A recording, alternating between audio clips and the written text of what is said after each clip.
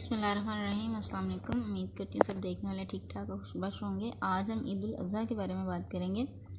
ईद उल अज़हा बच्चों को अगर आपने इसकी इन्फॉर्मेशन दी है तो उनसे सुनें, और अगर अभी तक आपने उनको ईद उल अज़हा के बारे में नहीं बताया तो उनको डिटेल से बताएं, ताकि बच्चों को इस इवेंट का, इस त्यौहार का पता हो सके।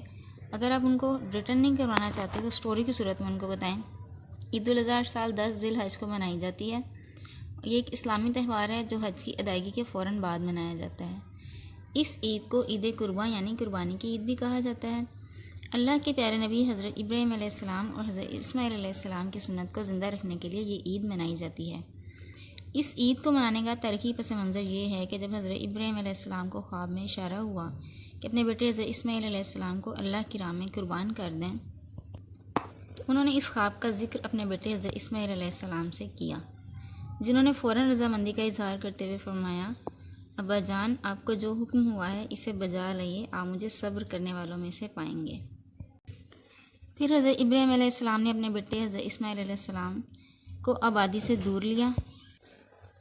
फिर हज़रत इब्राहीम अलैहिस्सलाम अपने बेटे हज़रत इस्माईल अलैहिस्सलाम को आबादी से दूर ले गए, अपनी आंखों में पट्टी बांधी और तेज़ धार छुरी से अपने बेटे हज़रत इस्माईल अलैहिस्सलाम को ज़िबा करने लगे। अल्लाह के हुक्म से हज़रत जिब्राईल अलैहिस्सलाम ने हज़रत इस्माईल अलैहिस्सलाम की जगह एक दुम्बे को ज़िबा कराया और हज़रत इस्माईल अलैहिस्सलाम ज़िंदा सलामत रहे।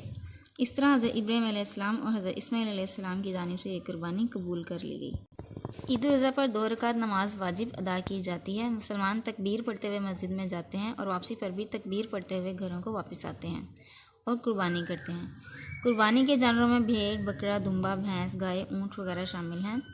जानवर ज़िबा करने के बाद गोश्त को 3 हिस्सों में तकसीम किया जाता है। एक हिस्सा घर वालों को दिया जाता है, दूसरा हिस्सा रिश्तेदारों में तकसीम किया जाता है और तीसरा हिस्सा गुरबा व मसाकीन में बांट दिया जाता है। कुर्बानी साहिब हैसियत मुसलमानों पर फ़र्ज़ है।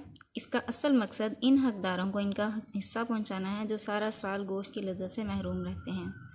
कुर्बानी का मकसद महज जानवर कुर्बान करना नहीं, बल्कि अना और गुरूर को ख़त्म करके आपस में खुशियाँ और मोहब्बतें बांटना है। ईद के 3 दिन कुर्बानी की जा सकती है, लेकिन पहले दिन कुर्बानी करना अफजल है। अल्लाह रब्बुल इज़्ज़त से दुआ है कि वो हमारे नेक अमाल और कुर्बानी को कबूल फरमाए। आमीन। ईद उल अज़हा मुबारक।